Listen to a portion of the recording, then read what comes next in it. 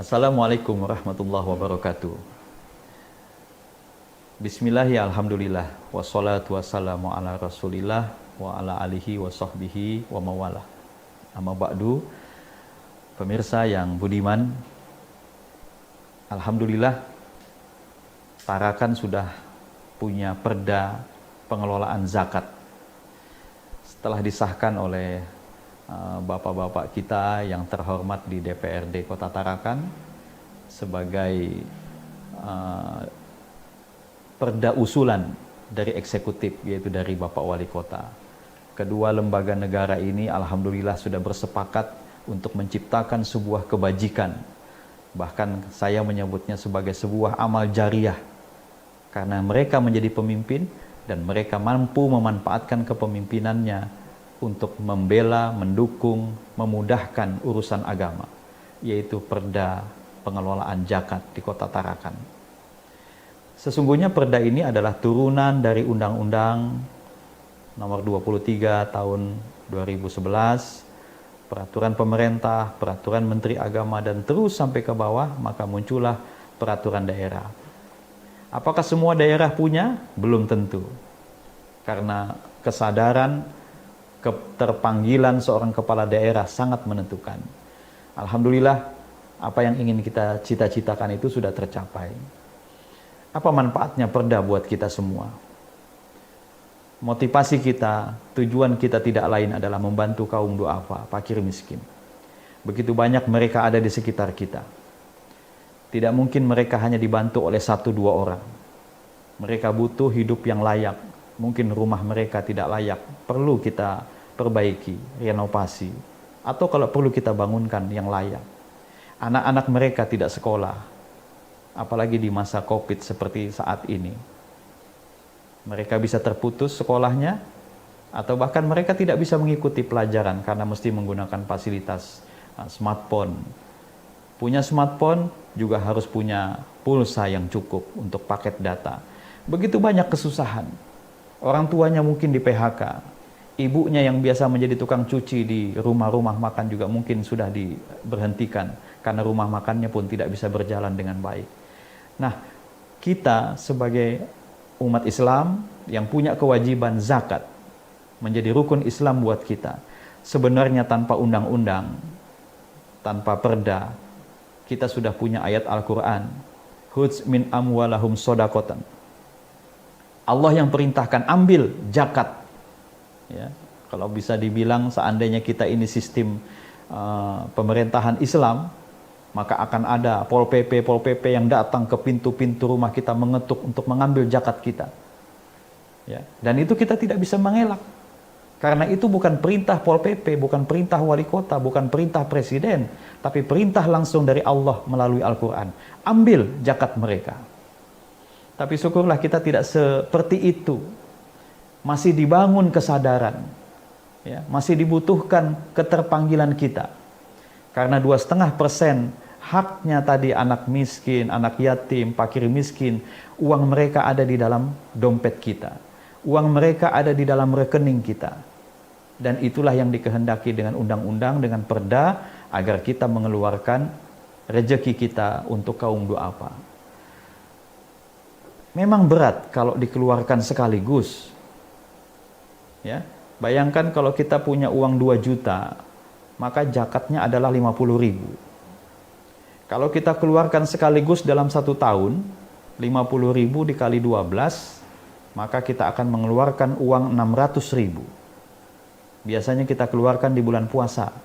Ya, seperti ini, kita keluarkan uang 600.000. Itu godaannya bukan kecil. Ya, godaannya bukan kecil. Uang 600.000 saat ini, ya, tunai kita mau keluarkan, itu tidak gampang. Godaan-godaan mendekati lebaran, kita mau beli minuman, mau beli makanan, mau beli baju baru, mau ganti gorden, ganti jok kursi, mau ngecat rumah. 600.000 itu akan jadi ujian. Saya bayar enggak? Saya bayar enggak? Mau saya bayar ngecat rumah belum? Mau saya bayar baju lebaran anak-anak belum? Sepatunya nanti bagaimana? Padahal ini kewajiban. Apa bedanya dengan Anda sholat? Sholat kan enggak ya? Sholat kan enggak ya? Kan enggak mungkin. Anda wajib sholat. Tidak mungkin Anda tidak sholat. Berdosa. Nah, sehingga perda zakat ini memudahkan kita akan dipotong gaji setiap bulan. Khususnya bagi pegawai negeri, ASN, atau karyawan swasta, BUMN.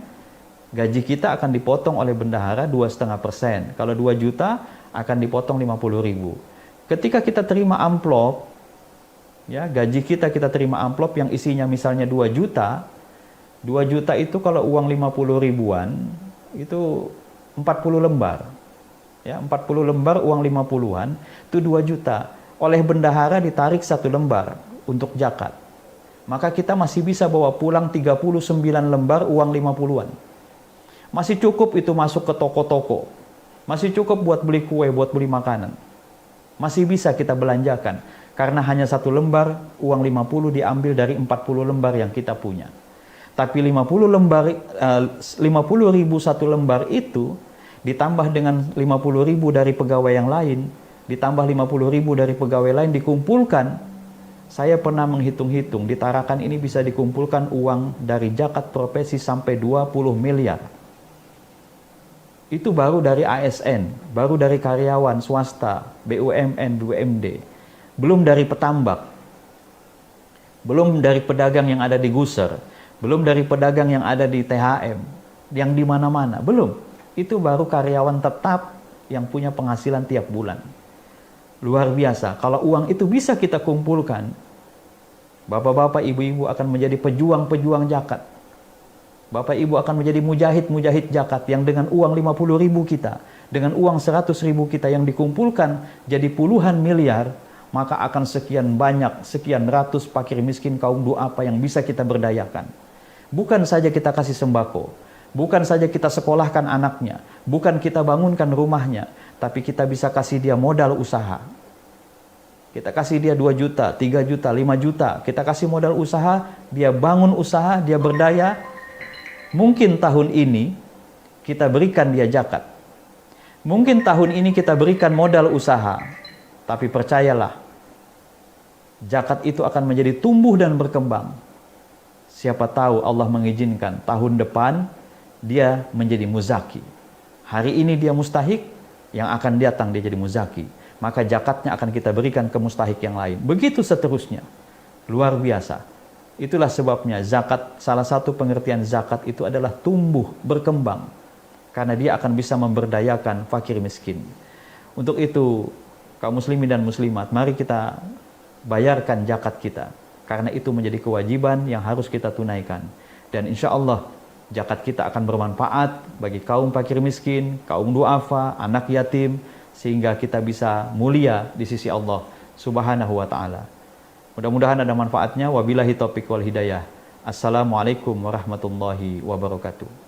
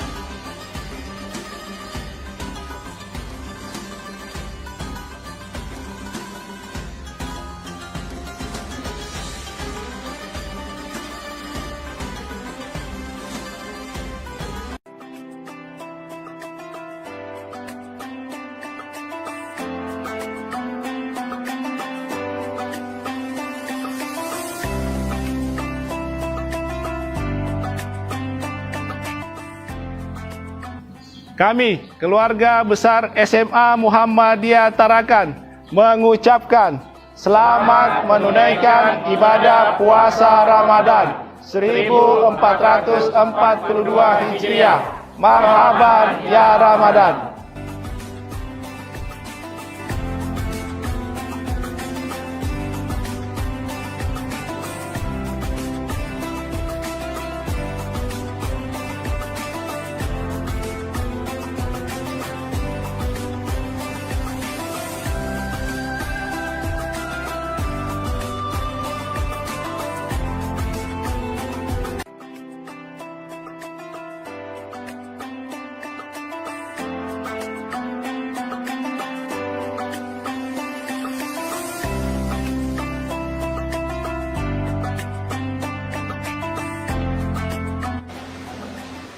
Assalamualaikum warahmatullahi wabarakatuh.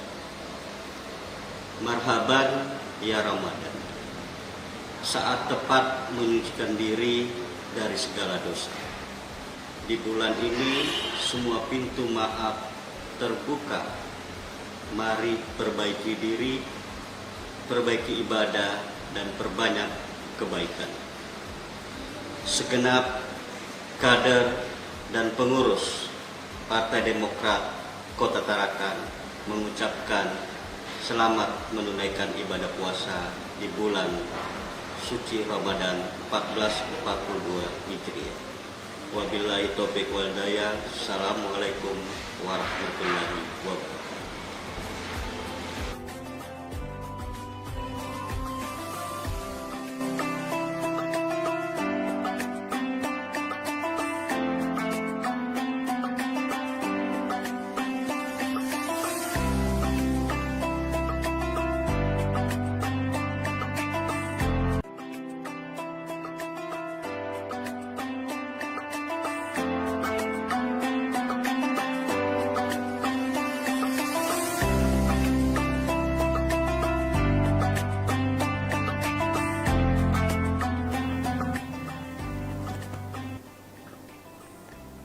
Assalamualaikum warahmatullahi wabarakatuh. Marhaban ya Ramadan 1442 Hijriah. Bulan suci kembali tiba, saat tepat mensucikan diri dari segala dosa. Saya Iwan Setiawan, Direktur Utama Perusahaan Daerah Air Minum Tirta Alam Kota Tarakan, mewakili keluarga besar perusahaan mengucapkan selamat menunaikan ibadah puasa. Wabillahi taufiq wal hidayah. Assalamualaikum warahmatullahi wabarakatuh.